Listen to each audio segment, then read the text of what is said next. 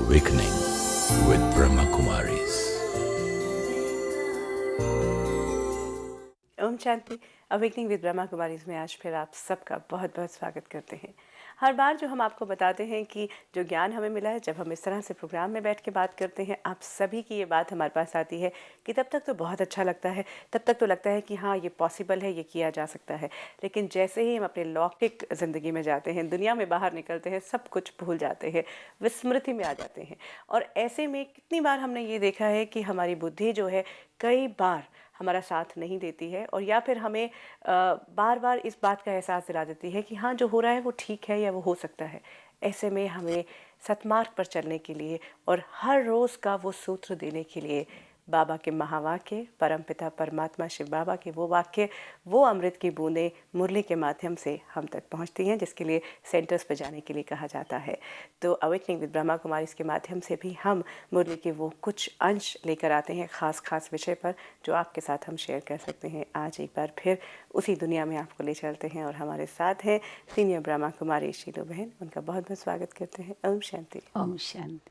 शीलू बहन, आज मुरली के रेलेवेंस से ही बात करते हैं कि जो अभी हमने बात की है कि क्यों ज़रूरी है, और किस तरह से मुरली सुनते हुए हमें कितनी बार अपने सवालों के जवाब जो कहीं ना कहीं लौकिक जीवन से जुड़े हुए होते हैं, वो भी परेशान कर रहे हों, उसके जवाब भी मिल जाते हैं।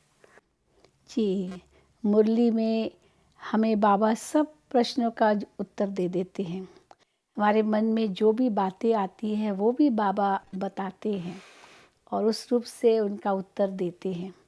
तो आज हम एक मुरली सुनेंगे बाबा की।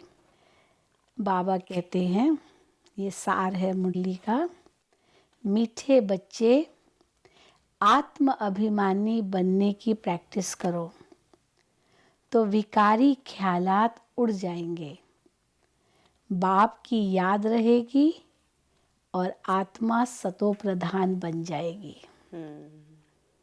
अब इसमें ही कितना सार समाया हुआ है कि आत्म अभिमानी बनने की प्रैक्टिस करो। क्यों बाबा को बार बार कहना पड़ता है आत्म अभिमानी बनो, आत्म अभिमानी बनो? क्योंकि देह अभिमान इतना पक्का हो गया है 63 जन्मों से, जो हम भूल जाते हैं कि हम आत्मा हैं। इसलिए बाबा को बार बार कहना पड़ता है। फिर आत्म अभिमानी बनने की अगर प्रैक्टिस करेंगे तो विकारी ख्यालात उड़ जाएंगे, क्योंकि ये विकारों के जो विचार भी आते हैं वो भी देह अभिमान के कारण ही आते हैं। जब हम आत्मा की स्थिति की प्रैक्टिस करेंगे तो दृष्टि भी आत्मिक होगी, तो काम विकार भी खत्म हो जाएगा। फिर मन में शांति आएगी, क्योंकि मैं आत्मा शांत स्वरूप हूँ, तो क्रोध भी खत्म हो जाएगा। एक बात और पूछना चाहती हूँ, बहुत से दर्शकों के भी ये सवाल है अब, क्योंकि बार बार सुनते हैं, बार बार की रिपीटिशन इवन प्रोग्राम के दौरान भी कि मैं एक आत्मा हूँ, मैं एक आत्मा हूँ। कई बार हम कहते तो जाते हैं अपने आप को, दिन भर कहेंगे, दिन भर हम उससे गुजरेंगे कि मैं एक आत्मा हूँ, I am a peaceful soul, even हम ओम शांति भी जब कहें, लेकिन हम उसे अनुभव में या व्यवहार में लाने में हमें क्या करना होता है? आत्म अभिमानी बनना, मैं सोचूं तो सही बार बार कि आई एम अ सोल। नहीं, केवल ये नहीं सोचना आई एम अ सोल। अब जैसे मैं देख रही हूँ तो मैं उस समय क्या सोचूं, मैं आत्मा इन आँखों से देख रही हूँ। ये आँखें अलग है, मैं अलग हूँ। मैं आत्मा इस मुख से बोल रही हूँ तो मुख अलग है, मैं अलग हूँ। मैं आत्मा इन कानों से सुन रही तो कान अलग है, मैं अलग हूँ। आत्मा इस शरीर को धारण कर कर्म कर रही हूँ तो शरीर अलग है, मैं अलग हूँ। जैसे शरीर पर वस्त्र पड़े हैं, अलग है ना मुझसे, तो मैं आत्मा भी शरीर से अलग हूँ। ये शरीर एक वस्त्र के समान है। तो ये प्रैक्टिस हमें बार बार करनी होगी, उठते बैठते चलते खाते पीते, हर कर्म में। क्योंकि अभी हम क्या यही है, बिल्कुल सोचें। अब बिल्कुल आपने सही बात की कि जब हम एक बार वस्त्र पहन लें, सुबह हमने पहन लिए, हमें दिन भर वस्त्रों का ख्याल थोड़ा रहता है, हमें तो बाकी चीज़ों पर अपना ध्यान रहता है। तो सिमिलरली, लेकिन अभी हमें अपने वस्त्र पे ज़्यादा ध्यान रहता है जी। और जो हमारा देह का जो वस्त्र है उस पे और उससे जुड़े हुए जितने कर्म हैं उन पर ज़्यादा ध्यान रहता है। जी, इसीलिए देह का भान मिटाने के लिए केवल कहने तक नहीं है, प्रैक्टिकल में वो अनुभव चाहिए। जैसे मैं देख रही हूँ तो सचमुच महसूस करूँ, ये आँखें अलग है, मैं इनसे अलग आत्मा भ्रुकुटी के मध्य से इन खिड़कियों से देख रही हूँ। फिर आत्मा को देख रही हूँ, ये भी अभ्यास ज़रूरी है। जब भी किसको देखो तो उनके मस्तक पर, उनकी भ्रिकुटी पर आत्मा चमकती हुई हमें दिखाई दे। तो ये अभ्यास ही पुरुषार्थ है, जैसे बताया। तो विकारी ख्यालात उड़ जाएंगे और बाप की याद भी रहेगी, क्योंकि आत्मा की स्थिति में ही परमात्मा की याद रहती है। देह अभिमान में परमात्मा की याद नहीं रहेगी। फिर आत्मा सतो प्रधान बन जाएगी। अभी वो तमो प्रधान जो स्थिति है उससे बदलकर सतो प्रधान स्थिति बनेगी। तो बाबा बच्चों से पूछते हैं, मनुष्यों को दुनिया में किस रास्ते का बिल्कुल ही पता नहीं है। अभी अमरनाथ जाना है वो रास्ता तो पता है, अमेरिका जाना है, इंग्लैंड जाना है, सब पता है। कौन सी फ्लाइट लेनी, कैसे लेनी, सब पता है। कौन सा रूट होता है, कहाँ है। लेकिन ऐसा कौन सा रास्ता है जिसका मनुष्य बिल्कुल नहीं जानते और वही ढूंढ रहे हैं। परमात्मा तक पहुंचने का। बाबा ने बहुत अच्छा उत्तर दिया है। बाबा कहते हैं बाप से मिलने का, यानी परमात्मा तक पहुंचने का, या कहो बाप से मिलने का, परमात्मा पिता है, या फिर जीवन मुक्ति प्राप्त करने का रास्ता। क्योंकि जीवन में बार हम सुख चाहते हैं, शांति चाहते हैं, तो उसका रास्ता चाहते तो हैं, पर रास्ता कौन सा है, ठीक है ना। तो बाप से मिलने व जीवन मुक्ति प्राप्त करने के रास्ते को किसी को भी पता नहीं। सिर्फ शांति शांति कहते रहते हैं, उसके लिए कॉन्फ्रेंस भी करते रहते हैं, वर्ल्ड पीस कॉन्फ्रेंस करते रहते हैं, परंतु ये तो जानते नहीं है कि विश्व में शांति कब थी और कैसे हुई थी। हाँ शीलू बहन, बिल्कुल मैं ये जानना चाहूँगी, शांति की जहाँ बात की, तो व्हेन वी ऑल्सो से कि मैं एक शांत स्वरूप आत्मा हूँ, या I am a peaceful soul, ओम शांति, हम कहते हैं कि मैं शांति स्वरूप हूँ, लेकिन शांति क्या? बिल्कुल बाबा सही सवाल हमसे भी पूछ रहे, बहुत से लोगों के मन में भी है। शांति यानी मैं अकेले बैठ के चुपचाप किसी एक जगह पे बैठी हूँ तो वो शांति हो जाती है, वो भी शांत होते हैं। आपने एक बार कहा था कि नींद में है तब भी तो हम शांत होते हैं, बिल्कुल सो गए हैं तो हम शांत हो गए। तो किस शांति के बारे में? शांति का सही एक स्वरूप शक्ति के रूप में है। तो शांति is not absence of war, absence of sound, absence of words, you know, पर शांति और peace is a positive energy. तो जैसे पॉजिटिव एनर्जी है तो उसका सोर्स भी है। अब हम जैसे प्रकाश कहते हैं तो प्रकाश का सोर्स है। तो प्रकाश की हम डेफिनेशन ये नहीं देंगे absence of darkness, light is absence of darkness, no, it is the presence of the power of light, you know the power of coming from the sun, the ray coming from the sun. Similarly जब हम कहते हैं शांति, तो ये आत्मा का स्वभाव है। जब मैं आत्मा की स्थिति में स्थित हूँ तो मुझे शांति है, आत्मा की अनुभूति में हूँ तो शांति है। तो it is a experience of the self और द सोल। इसीलिए कहा ओम शांति, यानी मैं शांत स्वरूप आत्मा हूँ। तो इसलिए बाबा कहते हैं लोग शांति शांति कहते तो रहते, कॉन्फ्रेंस भी करते हैं, शांति मांगते भी हैं, पर कैसी होती है शांति, क्या होता है, किसको चाहिए शांति, ये भी जरूरी है। बिल्कुल, कहीं ना कहीं थॉट्स की जो कई बार क्या होता है, आप चुपचाप बैठे होते हैं, चुपचाप हम बैठ जाते हैं सन्नाटे में जाके बैठ, लेकिन यहाँ कंटिन्यूस प्रॉब्लम चलती जाती, दिमाग में कुछ कुछ कुछ कुछ कुछ कुछ चलता रहता है, तो वो शांति तो नहीं हुई, वो भी तो शांति नहीं हुई। लेकिन हम मान लेते कि मैं तो चुप ही बैठा था, मैं तो शांत बैठी थी। हाँ, तो शांति माना ये आत्मा का स्वधर्म। अब उस स्वधर्म में मुझे टिकना है, उसके लिए आत्मा की अनुभूति करनी है। फिर आत्मा जिस धाम की वासी है उस धाम को भी याद करना है, जो शांति धाम है मुझे आत्मा का, तो वो शांति हो गई। फिर आत्मा जिस पिता की संतान है वो शांति का सागर है, उसको याद करना है, तब शांति अनुभव होगी।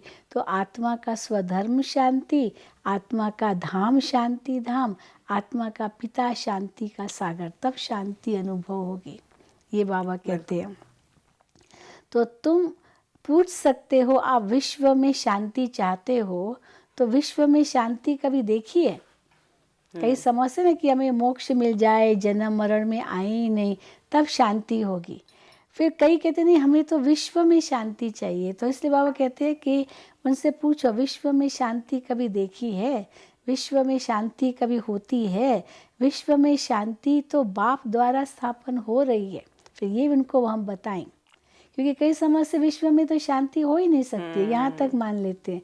समझते हैं कि जब कृष्ण था तो कंस भी था, राम था तो रावण भी था, जब देव थे तो असुर भी थे, तो सदा ही ये लड़ाई तो वही झगड़े कि ये तो मारा मारी कंटिन्यूस चलते प्रोसेस ही आ है। रही है। तो शिव बाबा कहते नहीं, जब श्री कृष्ण था तो कंस नहीं था, जब श्री राम था तो रावण नहीं था। रावण, कंस ये आसुरी वृत्तियों के ही दूसरे नाम हैं। कृष्ण, श्री राम ये तो देवताओं के नाम हैं। तो इसलिए जब ये देवभूमि थी, वो सतयुग त्रेता का समय था, तब विश्व में शांति थी, अशांति का नाम निशान नहीं था। फिर द्वापर युग से रावण अर्थात विकारों की प्रवेशता हुई, तब दुख शुरू हुआ। तो वही बाबा कहते हैं, विश्व में शांति तो बाप द्वारा ही स्थापन हो रही है, अभी हो रही है, अभी समय है स्थापन होने का, और शिव बाबा उसकी स्थापना कर रहे हैं। तो रूहानी बाप बैठ रूहानी बच्चों को समझाते हैं कि पहले पहले ये दृष्टि पक्की करो कि हम आत्मा हैं, बिल्कुल। यहाँ एक हम भाई भाई को देखते हैं। कि हम एक आत्मा है और भाई भाई को देख रहे हैं, क्योंकि आत्मा, जब हम आत्मिक स्वरूप में देखते हैं एक दूसरे को, तो वो मेल फीमेल वाला कॉन्सेप्ट भी कहीं ना कहीं ख़त्म होने लगता है। हाँ, तो भाई भाई की दृष्टि हो जाती है। तो बाबा कहते हैं तुम्हारी दृष्टि ये क्यों ज़रूरी है? क्योंकि जैसे बाप कहते हैं मैं बच्चों यानी आत्माओं को देखता हूँ, तो परमात्मा भी आत्माओं को देखते हैं। हम भी अभ्यास डालें कि हम आत्माओं को देखें। आत्मा ही शरीर की कर्म इंद्रियों द्वारा सुनती है, बोलती है। आत्मा का तख्त है ये भ्रकुटी, इसको कहेंगे अकाल तख्त, है ना। जैसे वो अमृतसर में अकाल तख्त दिखाते हैं ना, तो ये आत्मा का अकाल तख्त, यानी तख्त तो काल खा जाएगा, लेकिन अकाल आत्मा है जिसके बैठने का ये स्थान है। शीला बहन, यहाँ पे रूहानी पिता की रूहानी जो बच्चों की बात जो है, रूहानी यानी रूह से जुड़े हुए जी, आत्मा से जो रिश्ता हाँ, हमें जिसको हम स्पिरिचुअल कहते हैं, तो स्पिरिट से जुड़ा हुआ।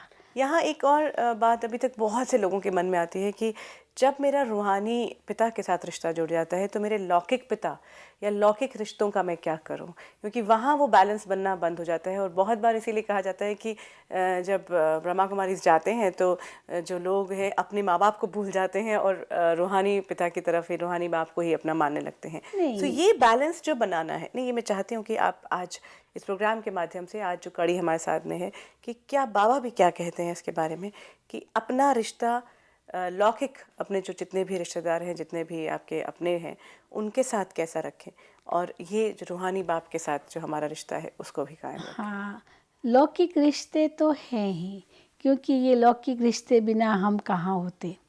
माता पिता हैं तभी तो ये शरीर है, ये जीवन मिला है। लेकिन इन लौकिक माता पिता को जानते हैं हम, परंतु जो आत्माओं का परम पिता है उसको हम जानते ही नहीं हैं। इसलिए उसकी पहचान होना ज़रूरी है। और ये दोनों ही साथ साथ है ना। बाबा तो कहते हैं कि लौकिक के साथ भी तोड़ निभाओ, लौकिक की भी सेवा करो। यहाँ तक बाबा कहते हैं चैरिटी बिगिंस एट होम। पहले अपने घर वालों की सेवा करो, घर वालों की सेवा की, फिर दुनिया वालों की सेवा करो। परंतु घर वालों की भी रूहानी सेवा जरूर करो। केवल जिस्मानी सेवा समझते यही सेवा है, पर रूहानी सेवा भी ज़रूरी है। क्योंकि जब रूहानी सेवा यानी आत्मा की सेवा करेंगे तब हमारी दृष्टि उसमें भी पक्की हो जाएगी कि ये भी एक आत्मा है। नहीं तो अगर केवल जिस्मानी दृष्टि ही रहेगी तो फिर ये सारे विकार आ जाते हैं। इसलिए उनमें भी रूहानी दृष्टि रहे, तब तो उन संबंधों में रहते हुए भी हम न्यारा और प्यारा रह सकेंगे। बिल्कुल, ये हम, क्योंकि हम कई बार ये बात करते हैं, अपने सभी दर्शकों के साथ भी शेयर करना चाहेंगे कि जो ज्ञान हम ले रहे हैं उसको हम अपने जीवन में इम्प्लीमेंट करें। जब भाई रिश्तेदारों के लिए या अपने जो मेरे लोग हैं उनके लिए मैं अलग सोच रखूँगा, अपने लिए अलग सोच रखूँगा, ऐसा हो नहीं सकता। कि जो कार्मिक अकाउंट्स मेरे यहाँ हैं, जो रिश्ते हैं, उनमें भी अगर मैं रूहानी जो आपने कहा दृष्टि रखूँ, तो वो ज्यादा बेहतर उस पर बिल्कुल, पहुंच पाएंगे। और उनसे संबंध और अच्छा हो जाएगा। और ये हमने देखा है, अगर केवल जिस्मानी संबंध है ना, तो उसमें अटैचमेंट भी आएगा, फिर नफरत भी आएगी, वैर भी आएगा, दुश्मनी भी, सब सारे विकार आ जाएंगे। और अगर उनमें आत्मिक दृष्टि रखेंगे तो और ही आत्मिक स्नेह पैदा होगा, एक दो के नज़दीक आएंगे, एक दो के गुण देखेंगे, प्रेम बढ़ेगा, ये सारे और ही पॉजिटिव fact, अनुभूतियाँ होगी। बिल्कुल। और एक पोजेसिवनेस जो होती है कई बार, हाँ, खासकर अगर हम पेरेंट्स की बात करते हैं कि पेरेंट्स और बच्चों के बीच में जो है कि बच्चों को अपनी एक्सटेंशन मान लेते हैं, वहाँ परिवर्तन जो है वो बहुत ज़रूरी हो जाता बिल्कुल बिल्कुल। बच्चे हैं पर ये भी जैसे शिव बाबा के बच्चे हैं। हाँ, मुझे मिले हैं, शिव बाबा ने दिए हैं, ये अमानत है, बाबा की अमानत है। मुझे ये कार्य मिला है इनकी पालना करने का, पर है ये शिव बाबा के बच्चे। तो इस प्रकार से उनकी पालना भी करेंगे और साथ साथ उन्हें आत्मिक स्नेह भी देंगे, और बाबा की समझेंगे अमानत, तो बाबा की याद भी रहेगी। बाबा यही हम बच्चों को कहते हैं कि बच्चे छोड़ो, कहीं नहीं छोड़ो, कुछ नहीं, नहीं। हाँ, कुछ नहीं। बिल्कुल, हम कोई सन्यासी थोड़ी हैं, हम कोई सन्यासी के रूप में नहीं जो सबको छोड़ करके जंगल में जाते, घर गृहस्थ में रहना है, तो छोड़ो भी कुछ नहीं, परंतु ऐसी कला आ जाए जो फंसो भी कहीं नहीं। क्योंकि पोजेसिवनेस भी तो फंसना ही हुआ ना, अधिकार रखना ये भी तो फंसना ही हुआ। क्योंकि अगर मान लो हम छोड़ भी देते हैं पर हमारा कार्मिक अकाउंट है उनके साथ, तो वो ज़रूर पीछा करेगा, तो कैसे छोड़ नहीं, भी और नहीं इतना सकते। प्यारा अकाउंट है जब भी पेरेंट्स और बच्चों का अकाउंट जो होता है, या पति पत्नी का भी अकाउंट है, भाई बहन का अकाउंट, बहुत सुंदर अकाउंट होता है। बिल्कुल तो बिल्कुल। उसको नेगेटिविटी में ले ही क्यों? और उसमें अगर हम नेगेटिविटी में लेते हैं तो ये कर्म बंधन बन जाएगा। बाबा कहते हैं कर्म बंधन मत बनाओ, कर्म संबंध बनाओ। ये कर्म का आपस में संबंध है, तो संबंध सुखदायी है, बंधन दुखदायी है। बंधन में ये होगा कि मैं चाहता नहीं हूँ, चाहती नहीं हूँ, फिर भी करना पड़ता है। परंतु हम ये न सोचें, हम कहते क्यों नहीं करेंगे, ये भी हमारे भाई है, ये भी एक आत्मा है, तो इसीलिए बंधन नहीं लगता कर्म का हिसाब किताब। तो बाबा कहते हैं, तो जैसे बाबा आत्माओं को देखते हैं, आत्मा ही शरीर की कर्म इंद्रियों द्वारा सुनती है, बोलती है, तो आत्मा का तख्त है ये भ्रकुटी। तो आत्मिक दृष्टि पक्की चाहिए। जब भी किसी को देखो तो आत्मिक दृष्टि से उनकी भ्रकुटी पर देखो। आत्मिक दृष्टि पक्की चाहिए। यह भाई भी अपने भाइयों को देखते हैं, ऐसे कहें। ये है नंबर 1 सब्जेक्ट। इसमें अगर पास हो गए, बाबा कहते, तो बाकी सब्जेक्ट्स में पास होना बड़ा सहज है। इसमें दैवी गुण भी ऑटोमेटिकली धारण होते रहेंगे, क्योंकि आत्मिक दृष्टि है। सर्वशक्तिमान बाप की ताकत से ही आत्मा सतो प्रधान बनती है। हम आत्माओं को अब वापस घर जाना है, क्योंकि बाबा बार बार हमें रिमाइंड करा रहे हैं कि अभी घर जाना है वापस, तो सतो प्रधान होकर ही जाना है। इस तमो स्थिति में आत्मा वापस नहीं जा सकती है। तो बाबा की याद से सतो प्रधान बनेंगे, आत्मिक स्थिति से ही सतो प्रधान बनेंगे, पावन बनेंगे, तब वापस घर जा सकेंगे। आत्म अभिमानी बनने से ही हम सुखी, शांत और पवित्र बनते हैं। फिर एक दूसरी बहुत सुंदर पॉइंट है, बाबा आते ही एक बार हैं सारे साइकिल में, और आते हैं तमो प्रधान दुनिया को सतो प्रधान बनाने, और कोई समय में वो नहीं आ सकते। अब बुद्ध आए, क्राइस्ट आए, ये रजो प्रधान समय पर आए। अब परमात्मा उस समय नहीं आ सकते। क्यों? क्योंकि परमात्मा को तो तमो प्रधान सृष्टि को सतो प्रधान बनाना, उस समय तो रजो प्रधान स्थिति है। जब बिल्कुल तमो स्थिति हो, प्रधान स्थिति हो तमो की भी, तब परमात्मा आए। और वे आते हैं दुनिया को थमाने के लिए। परिवर्तन तो होगा नहीं, क्योंकि थमाना ज़रूर होगा, परिवर्तन का कार्य तो केवल परमात्मा का ही है। तो बाबा कहते हैं उनको आकर के नई दुनिया स्थापन करनी है, इसीलिए परमात्मा को कहते हैं हेवनली गॉड फादर। हेवन स्थापन करना ये परमात्मा का ही काम है। कैसे स्थापन करते वो भी क्लियर है, शिव बाबा ने सब बता दिया है। कैसे सतयुग वही हेवन है जो स्थापन करते हैं। इस समय तो है ही रावण का राज्य, तो सिवाय परम पिता परमात्मा के कोई भी किसी की भी सदगति नहीं कर सकते। एक चैलेंज है कि परमात्मा के सिवाय कोई भी मनुष्य आत्मा किसी की सदगति नहीं कर सकता। बाप ही सब कुछ करते हैं, इसलिए दुख में उनको ही याद किया जाता है। तो बाप कहते हैं देह सहित देह के सभी धर्मों को छोड़ मुझे याद करो तो तुम्हारे पाप कट जाएंगे। देह होते हुए भी देह सहित। हाँ हाँ, देह सहित माना देह में हो पर देह को भी तो भूलना है ना। तो देह सहित देह के सब धर्मों को भूल मेरी एक शरण में आओ। आत्मा को शरण में जाना है, देह तो शरण में नहीं जाएगी ना। आत्मा को ही जाना है, छोड़ना भी कुछ नहीं है लेकिन अपना भी नहीं समझना है। ये तो प्रकृति की चीज़ है, यहीं धारण किया शरीर, यहीं हम छोड़ के चले जाएंगे। पर मैं आत्मा तो शिव बाबा की हूँ, इसीलिए मुझे याद करो तो तुम्हारे पाप कट जाएंगे। ये बहुत ऊंची बात है, एक प्रकार का कंडीशन भी है और फिर बाप का वायदा भी है। तू मुझे याद कर, तो कंडीशन है कि अगर तुम मुझे याद करेंगे तो फिर वायदा है कि मैं तुम्हारे सब पापों से तुझे मुक्त कर दूंगा। पर वायदा तब निभाएंगे परमात्मा जब हम उनकी कंडीशन पूरी करेंगे। बिल्कुल, और उन्हें उनकी कंडीशन यही है कि हम उन्हें याद करें। अब याद हम तभी करेंगे जब हम आत्मिक स्थिति में में होंगे, रहेंगे। ये हाँ। बहुत ज़रूरी है। इसीलिए परमात्मा को बार बार कहना पड़ता है कि अपने आप को आत्मा समझ मुझे याद करो। इस मन को मेरे में लगाओ। तो मन को मेरे में लगाने के लिए पहले अपने आप को आत्मा समझो। आत्मा में मन है, तभी मन अपने वश में रखेंगे और मन को परमात्मा में लगा सकेंगे। क्यों बाबा को बार बार ये कहना पड़ता है देह के सब धर्मों को छोड़? क्योंकि अब हम देह के धर्मों में फंस गए हैं, इतने ज़्यादा इन्वॉल्व हैं। हाँ, फिर तेरे मेरे में फंस गए हैं। कई बार लगता है कि मनुष्य एक तो के दूसरे के धर्म को रिस्पेक्ट ही नहीं देते। हम कहते रिस्पेक्ट तो बहुत ऊंची चीज़ है, चलो कई समय से नहीं दे सकते, अच्छा रिस्पेक्ट ठीक है मत दे, लेकिन टॉलरेट तो करो। टॉलरेंस भी तो बहुत ज़रूरी है। आज इंसान टॉलरेट भी नहीं कर पाता।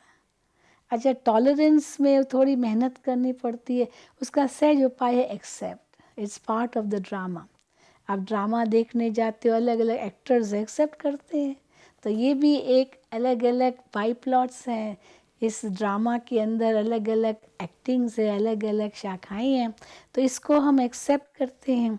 तो बाबा कहते हैं तो तुम्हारे सिर पर बहुत पापों का बोझा है, इसलिए भाई भाई की दृष्टि रखो, इसमें ही मेहनत है। भाई भाई की दृष्टि रखने में ही मेहनत है। अच्छा, मीठे मीठे लकी सितारों प्रति रूहानी बाप की याद प्यार और नमस्ते। बाबा अंत में नमस्ते करते हैं, याद प्यार देते हैं। फिर वरदान है, बुराई में भी अच्छाई का अनुभव करने वाले निश्चय बुद्धि बेफिक्र बादशाह भव। बहुत सुंदर है, बुराई में भी अच्छाई का अनुभव करना। क्योंकि कुछ भी बुरा नहीं होता एक्चुअली, अगर ये कहा जाता है। हम मिसाल देते ना, जैसे देखो गुलाब का फूल, वो जिस मिट्टी में उगता है वो कितनी गंदी होती है, इतनी मानो बदबू वाली होती है, मैन्योर होता है, खाद होती है, गंदगी होती है, परंतु उसमें से भी वो खुशबूदार फूल बन जाता है। देखो, तो बुराई में भी अच्छाई का अनुभव करने वाले निश्चय बुद्धि बेफिक्र बादशाह भव। बेफिक्र बादशाह बनना है। फिक्र किस बात का करना है? जिस परवाह थी वो उस पार ब्रह्म परमेश्वर की, वो मिल गया तो बाकी किसकी परवाह। इसीलिए चिंता की तो बात ही नहीं है। तो बेफिक्र बादशाह बन जाते हैं। फिर लास्ट में बाबा स्लोगन देते हैं, जो स्वयं को व दूसरों को रिगार्ड देते हैं उनका रिकॉर्ड सदा ठीक रहता है। तो अपना रिकॉर्ड अगर ठीक रखना है तो सबको रिगार्ड दो। बहुत सुंदर। तो इनफैक्ट अगर हम कहें तो आज बहुत से लोगों के कई बातों के सवाल ज़रूर जो जवाब है वो मिले होंगे शीलू बहन आज की इस पूरी मुरली में, क्योंकि कई कई बातों को हमने जोड़ने की कोशिश की है। बाबा ने जो जो कहा है उसे हमने शामिल किया है। पहले तो यही कि आत्मिक दृष्टि रखते हुए अपनी सही पहचान रखते जाएं, सदा स्मरण में रहें। और दूसरी बात जो शांति का जो बात उन्होंने कही है कि विश्व शांति के बारे में तो हम सोच ही नहीं सकते, जो कि पॉसिबल है। शांति का सही मतलब क्या हुआ कि शांति का मतलब यही कि हम सिर्फ एक जगह बैठ जाएं और शांत होकर बैठ जाएं, या विचारों में शांत हो जाएं, क्योंकि थॉट प्रोसेस यहाँ पे है, जो ट्रैफिक चल रहा है उसे स्लो डाउन करना है। और जैसा कि भाई भाई को हर एक को जो दृष्टि की जो बात अगर हम देखते हैं, शीलू बहन की दृष्टि जो देनी है वो आत्मिक दृष्टि देंगे, तभी वही सत्व प्रधान हमें स्थिति में लेकर जाएगी और नई दुनिया का निर्माण करने में सहायक होगी। तो आज की इस पूरी मुरली के लिए आपका बहुत बहुत धन्यवाद। ओम शांति। ओम शांति। मुरली आप तक पहुंचाने का हमारा यही मकसद है कि जो लोग नहीं जा पाते सेंटर में, या अगर आपको कुछ ऐसी बातें जो इंटरप्रेट आप चाहते हैं कि की जाए, तो वो हम इसमें शामिल करने का प्रयास करते हैं। कोई भी सवाल, कोई भी ऐसी बात जो जीवन में या इस ज्ञान से जुड़ी हुई आपके पास है, आप किसी भी ब्रह्मा कुमारीज के सेंटर में जा सकते हैं और अपने सवालों के जवाब तलाश सकते हैं। आप हमें भी ईमेल कर सकते हैं। If you wish to discuss your problem or have a question to ask or want to know your nearest Raj Yoga Meditation Center, call us on 09999744555. Awakening with Brahma Kumaris का ये सफ़र आगे भी यूं ही चलता रहेगा। मुरली का ये प्रयास कि आप तक ये मुरली पहुँचे, बाबा के वो वचन, वो अमृत वाक्य, वो अमृत की बूंदें रोज़ जो हम तक पहुँचती हैं, हमें जीवन का सार देती हैं, वो आप तक यूं ही लगातार पहुँचता रहे। इसी प्रयास के साथ आपसे फिर हम मुलाकात करेंगे। विदा लेते हैं। ओम शांति। Om Shanti.